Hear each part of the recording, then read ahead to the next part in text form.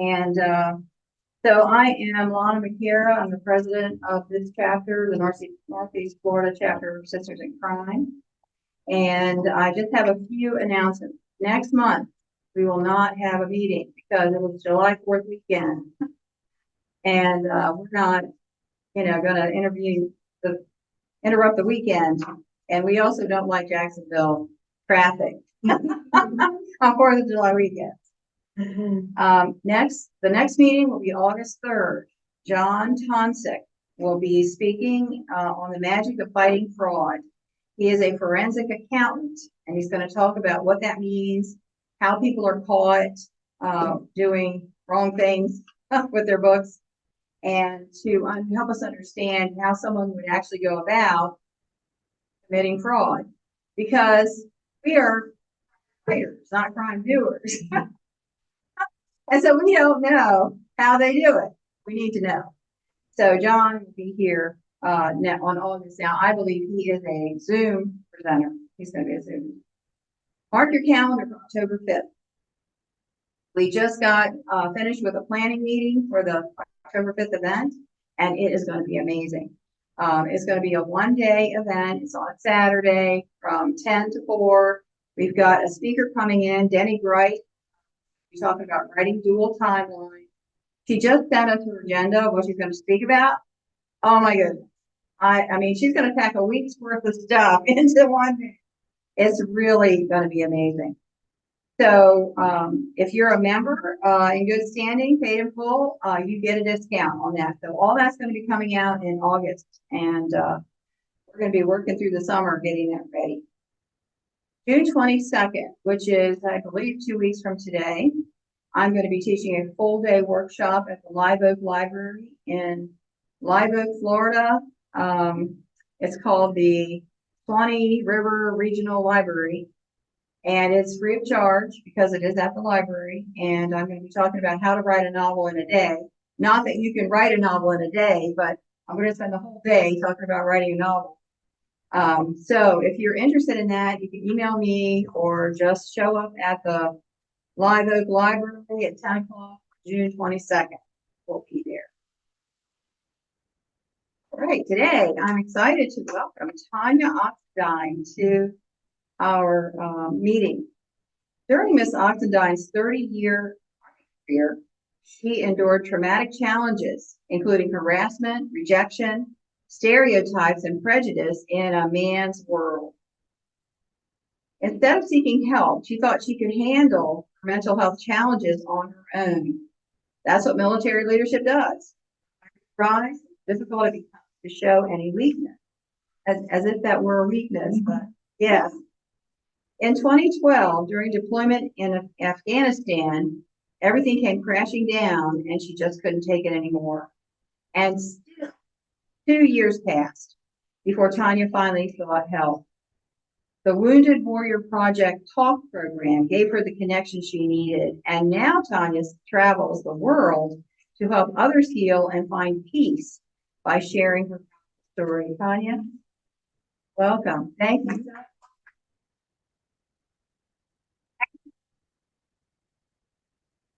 There you go. Thank you so much. I've had a lot of fights. Oh, sorry. This is the first time I've had the thingy like this kind of mic, but it all works.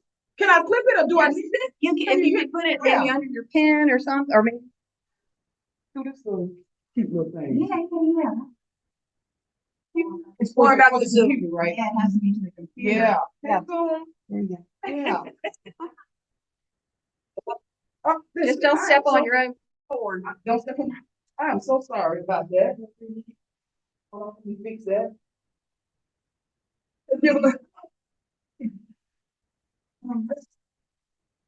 Right. Yeah, I'm glad you're doing this. And I was so excited. So speaking of sisters in crime, we got a hate problem.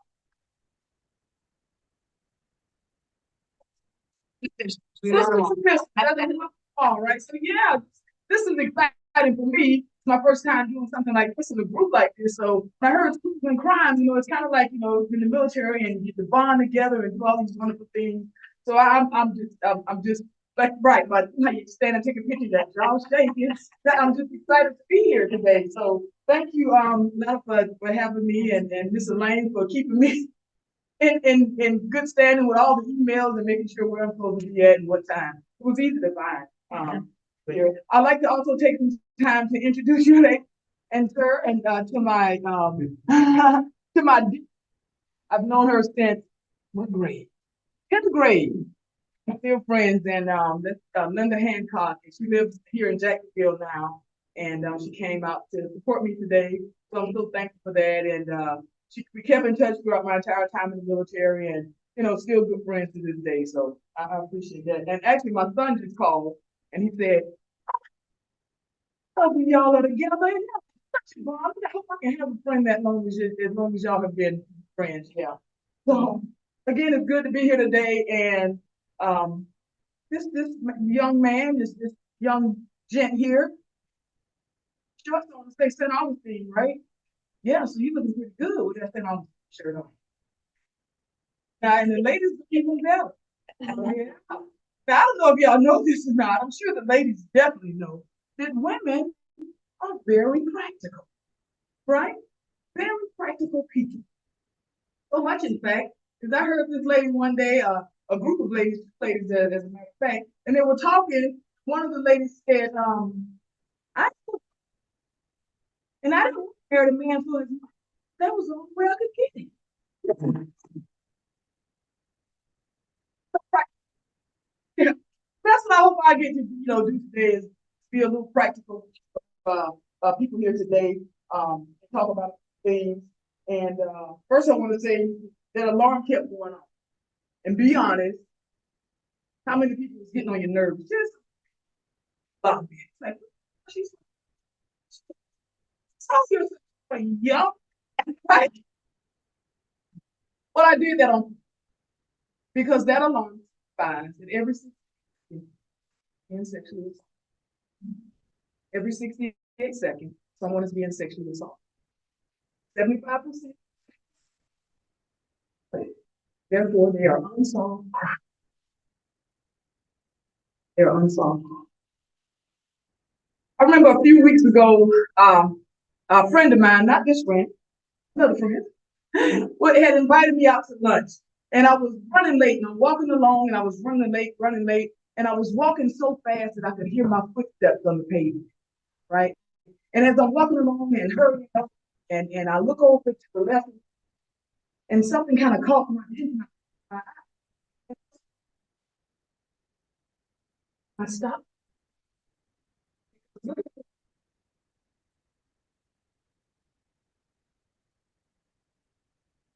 And of some,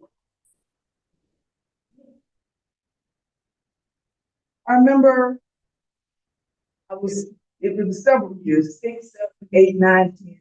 We outside playing, and I could hear and notice that the cool. And just the presence.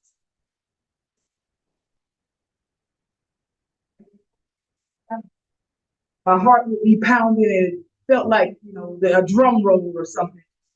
If you could imagine it, the age of 6, 9, or 10. And I would pretend like, try to hide myself. Then as they got out of the car, and they stepped out of the car door opened, this tall figure emerged from the car. And very nervous little girl, I pretended like I wasn't there and didn't want to talk about their hand. They come on, and I stiffen my body, looking back at my friends, with a nervous smile and nervous grin. They took my hand and walked along and said, "Shh."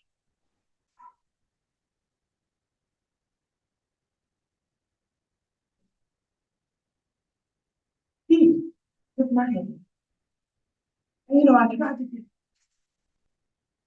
and I didn't complain because it felt like I was being held. He told me things. That was his, but always.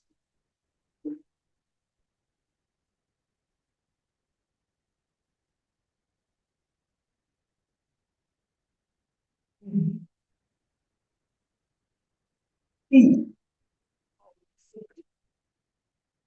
never.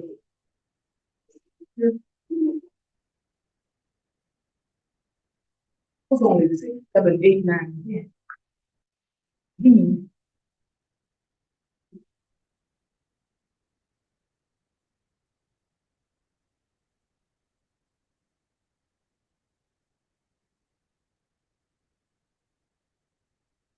want y'all to do along with me.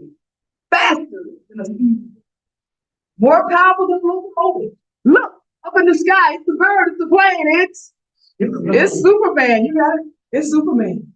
There once upon a time, I believed in them so much that I thought they were terrific. Little did I know, they did not. So about 30 minutes from here, St. Augustine, got a shirt on, right? St. Augustine, beautiful, historic, downtown, cobblestone roads and upscale restaurants and just really nice tourist area.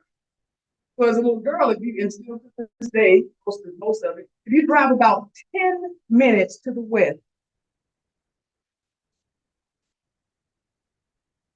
there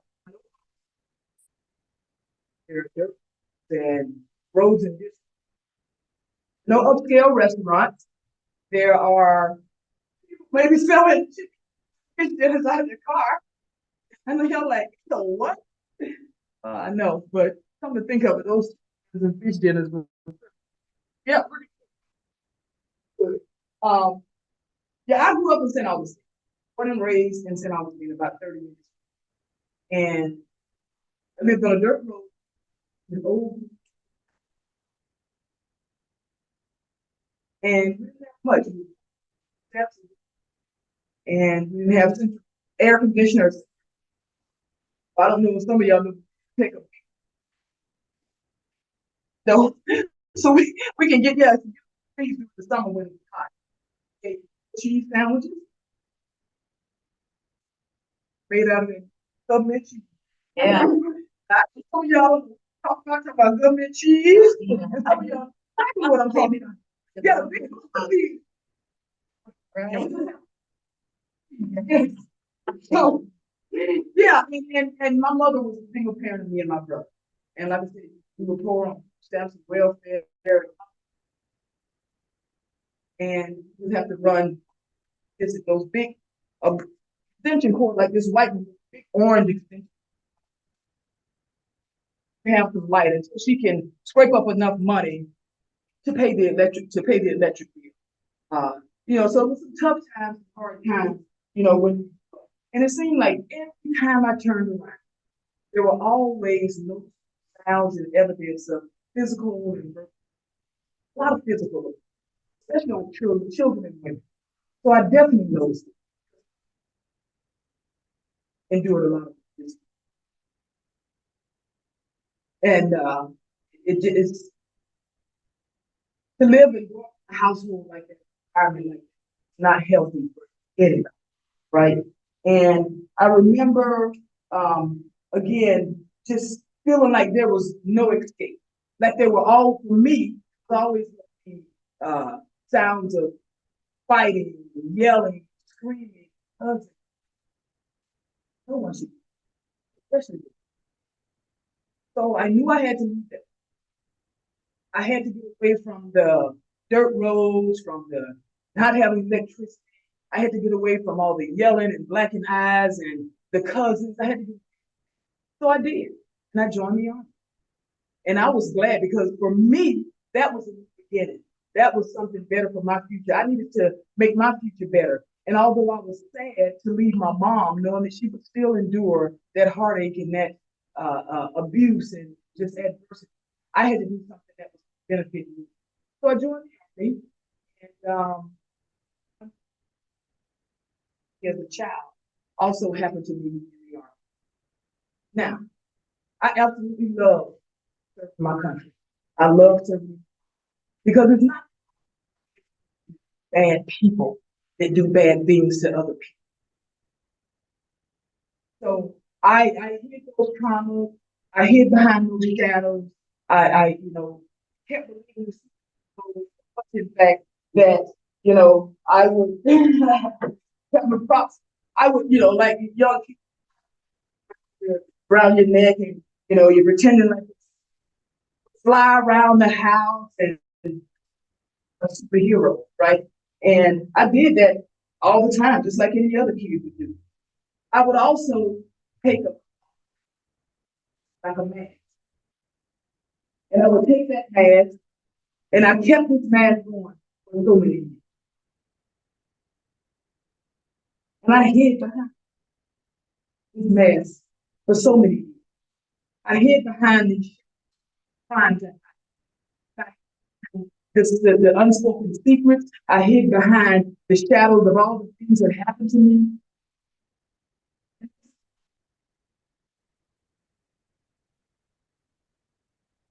And it took so many years to do that.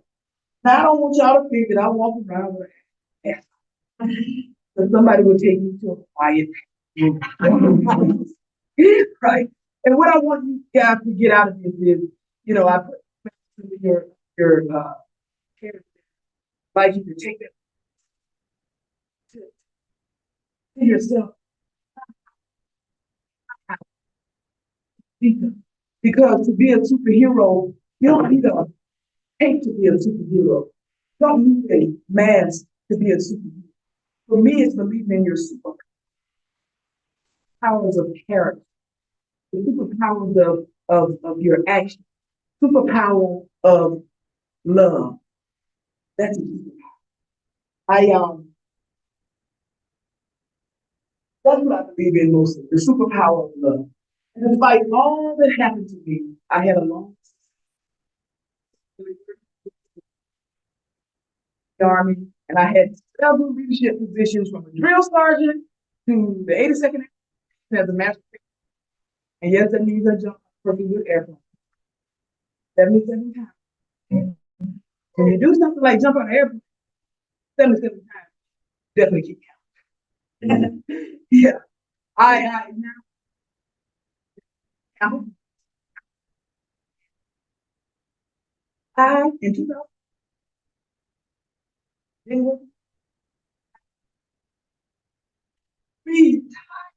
living a wonderful life. Adults, uh, 37, and my youngest Sam, he's 31. That's their nicknames. It's not their government name. Their nicknames. I should have just named them Luke and Bam. It's all the nickname. I have a slew of nieces and nephews, and I have a 13-year-old brother. And my brother, who's an adult, he just recently moved in with me, and he adores me absolutely a little niece. I know some of the women are like, 37, 31, and a 10-year-old little girl. I know. Yeah, I did that. So my 10-year-old, this is true, she has blonde hair and like these golden colored eyes. Like, yeah, really pretty. And we call her Cookie, and she's my little Labradoodle doggy. 37, not me. Yeah, she's my little Labradoodle doggy, and she really means the world for a lot of reasons, but one reason particularly because she was born in August. And August is a special month. But before I tell you that, I tell you a little bit about and take you into why August is such a special month for me. Like I said, I spent 30 years, and after returning from Afghanistan in 2000, I, you mentioned in the bio, my life just kind of started to unravel, and it felt like I was in the ring with a heavyweight boxing champ. And every time I tried to stand up, I would get knocked down. I tried to stand back up, I would get knocked back down. I couldn't get the handle on it. And the introduction said 9 years, 9 years, 9 long years that I was supposed to be disorder, I was prescribed antidepressants, sleep medication, pain medication, mood medication, you name it, I had. It was a long, tough battle.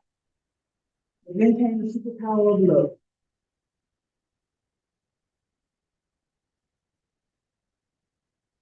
In 2015, my youngest son, Bam, graduated college. He went off to play professional basketball. He's been in Indonesia, Italy, Vietnam, Vietnam, Lebanon, and he's currently in Thailand. So in 2018, he graduated in 15, went over to play professional basketball. In 2018, in the winter of 2018, he came home to visit me because he was getting ready to preparing to go back overseas in the spring of 2019.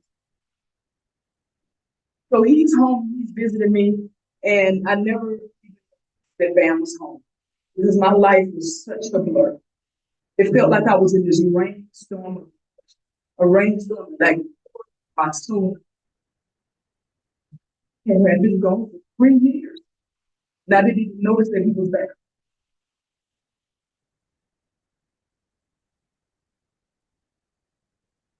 So springtime is approaching, and Bam is getting excited, and he's getting ready to go back overseas, and he's packing his clothes, and he's got basketball, gym shorts everywhere. He's got stinky socks everywhere. Now, how many mothers I have out there?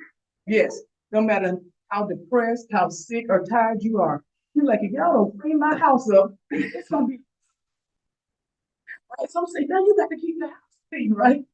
And so, like I said, springtime's coming in where some bags are not packed. And every day I was Bam, when are you, he would always, I got you, Mom. I got you.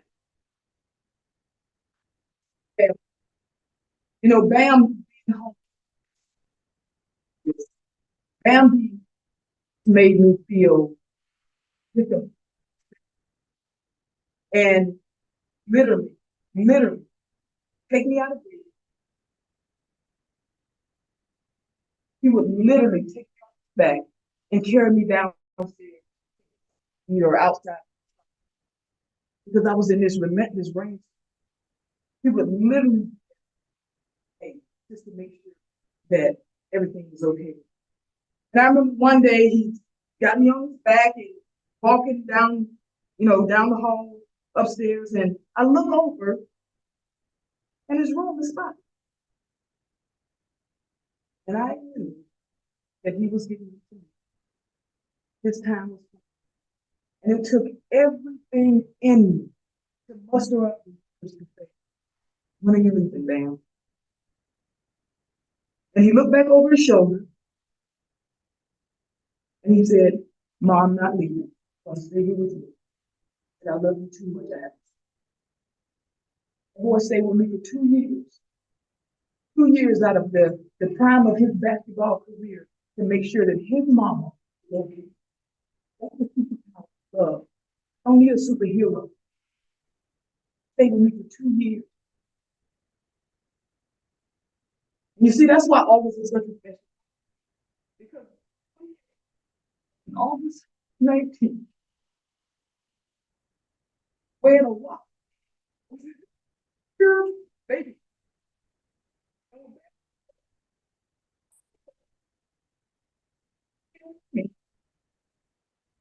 Unfortunately, he had some issues. We had to push him off his NICU. And I didn't even get to hold it first. It wasn't until 10 days later that they brought my baby to me and I was like, and all I kept saying is, Bam is no 8 pounds. He's 185 pounds of muscle. Just like, again, I don't believe in superheroes. I think it's a crime to believe in issues. Something that's going to come to you. It's like things that he can get away with doing the crime. I believe in the superpower. And his superpower is love.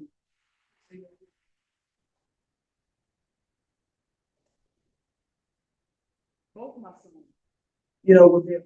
Wounded Warrior Project was there. We helped over 250,000 veterans. We've been around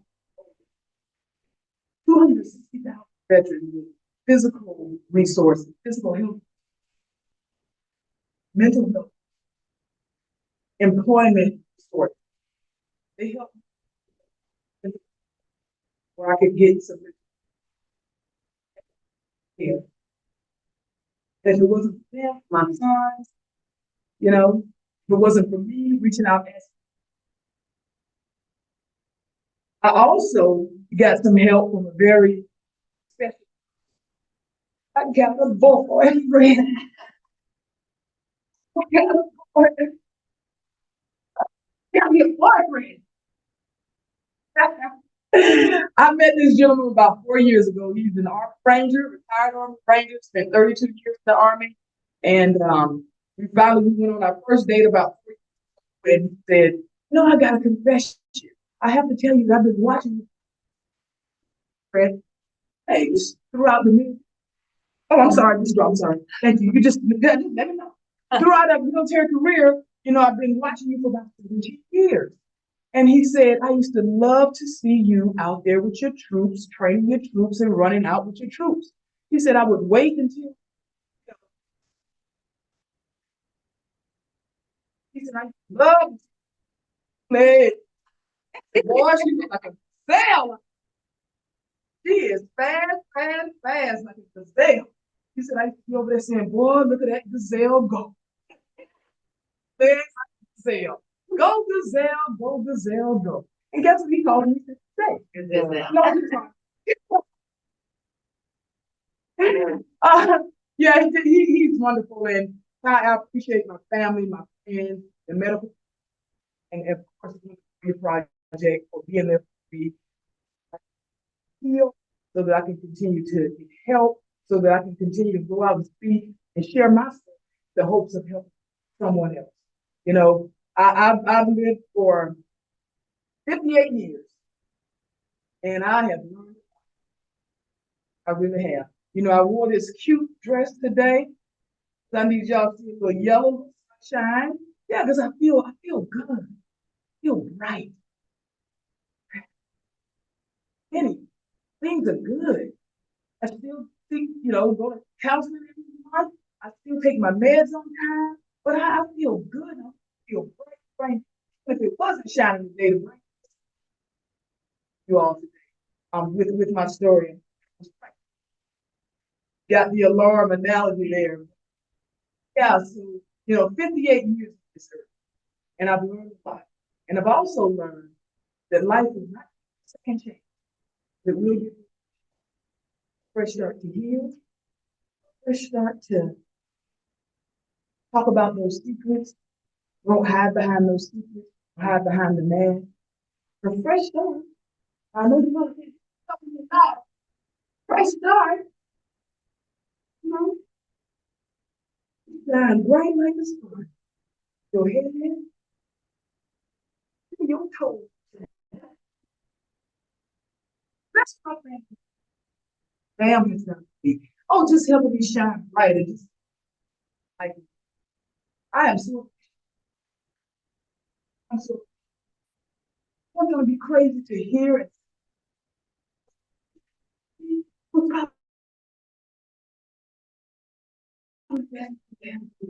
These brown shoulders, they're not. That's a, I hope these secrets. That's a fine life, this wonderful life that I have been, that I can do something with, and hopefully so much good. Thank you. Especially no,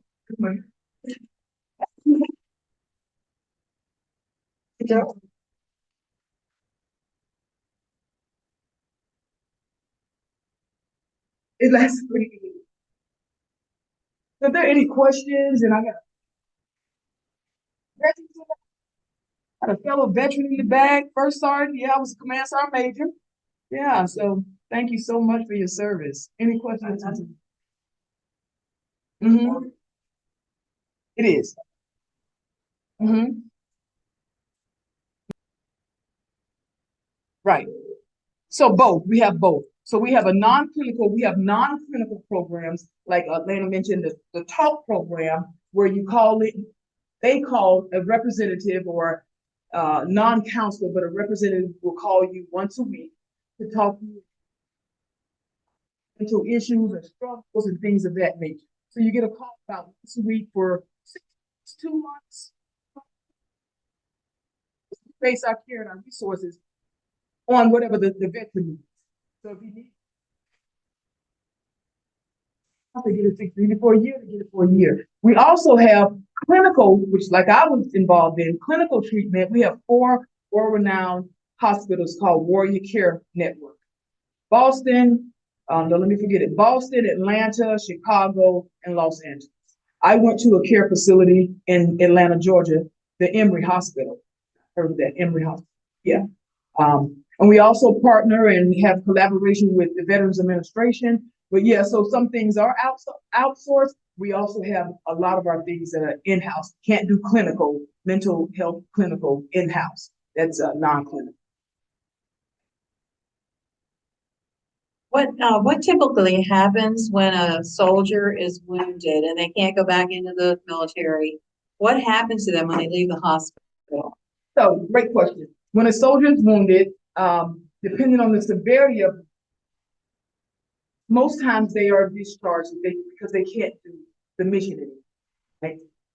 We have a few, I don't know that number, of soldiers that were able to maintain their career and continue on, and that may even change, right, on what their job is. If you're an infantryman, again, with technology, it's changed in the future.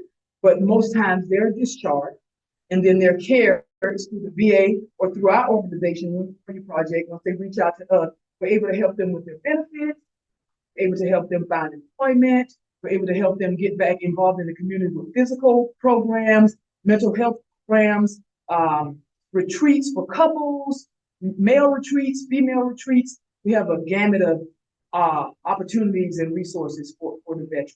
Yeah. I have a good friend. She lost her left arm by a rocket propelled grenade 20 years ago. She was discharged, and she has a master's degree in psychology or sociology. I forget which one. And she's thriving. She has a 10-year-old boy.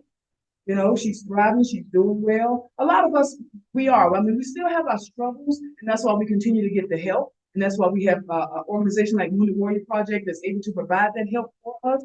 I know we have the VFW and some other organizations, but we don't provide the services to those organizations. We help provide resources to them where they can get this. So this is the new generation of warriors from Iraq and Afghanistan. But that's usually what happens. And we want to make sure that we have that follow-on care, which is so much deserved for our veterans who deserve it. So, yeah. Go ahead. I'm not. The K9, about a K9 project. And when you say K9, we don't do service hours. We don't. Now, we have a program, we just did something, I guess, talk about so where people, organization that does service animals, and they've named some service animals after some of our veterans.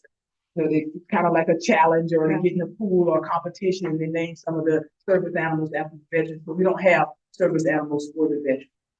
We don't do that. But again, we're always collaborating and teaming with other partners that do have that. So again, that's a resource you can say, hey, go over to this organization, they have service animals. Yeah. Yes. So all branches of the military funnel in together. Yeah. Everyone's together. So you could be in a waiting room and you've got people from all the different branches of service sitting there together. And so, where? And like you're in a meeting, like, do you have events? You know, you mean at Wounded Warrior Project? Yeah. Okay, so let me so we have an event called Carry Forward, and it's right here, it's in Jacksonville, street off Belford. JT Butler, off of JT Butler. I don't know if it's not headquarters, okay, the big logo there. Every year we have what we call Carry. So it's a 5K walk run, and we're raising funds for our veterans. Again, everything we do for our veterans, every donation and money that's raised, all of our programs and resources are free of charge. They don't pay a dime for travel, lodging, meals when they travel with Wounded Warrior Project or for Wounded. So if we bring some soldiers down for the Carry Forward event, so to speak, and we have another event called Soldier Ride, where they ride their bicycles over a number of days, maybe 60 or 70 miles, but it's so many miles per day. We have regular stand-up bikes, we have the incumbent bikes that may, maybe have amputations or things like that. So we have those two events and bring the warriors in, to the Army, Navy, Air Force, Marines, Coast Guard, Reserve, active duty. You bring them in. And if they are part of that program, we bring them in and thing is paid for, we give them, they don't get to take the bike home. But it's a huge truck, we fit them on the bike, we give them a helmet, give them a nice home, they get to take that home. To ride where we all look alike and that kind of thing. When we do the 5K here at the headquarters in Jacksonville, that's just where you're running out, whatever you have to put that. But that's what we do, and we bring everybody together. Now, when you talk about a waiting room, so you're thinking like, oh, we service people there at the headquarters. No, we don't necessarily service people. They may come in for a resource or something like that, or find out about a program, but it's not like a waiting room where you see like a doctor's appointment where people are waiting. No, they call our resource number, and then we are able to, mostly everything is done digitally, phone, and then they'll say, hey, I'll sign up to the website, I'll sign up for what they may want to do or what they need help with, and then we just coordinate through that. Yeah, our resource center is key. Right. Yeah, thank you for that information, Elaine, because again, this is another part of going out talking and because we want to bring awareness. We don't want any veteran or warrior that served, during that time to, whether it's earlier, Vietnam and that, we don't want we don't want our veterans to suffer in silence. We don't want them hiding behind the mask or hiding behind the shadows or behind the capes and that kind of thing, or holding secret. And now, another resource, I can contact, put them in the right contact to contact somebody to say, hey, can we come speak here again, to spread that awareness that we exist and we are here to help. We want to.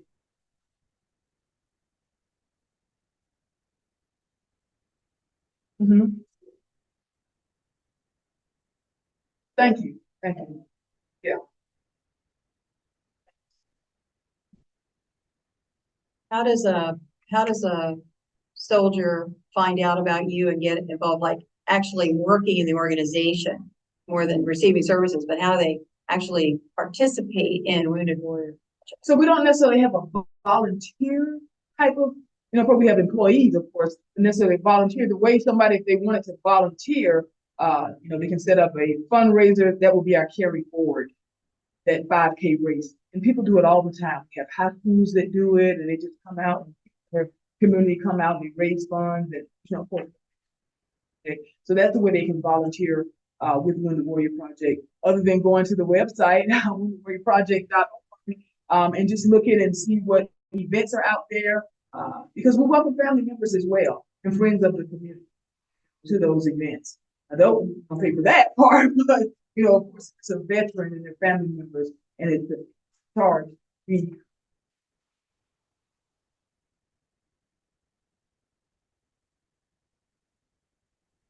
Thank you so much for your time. And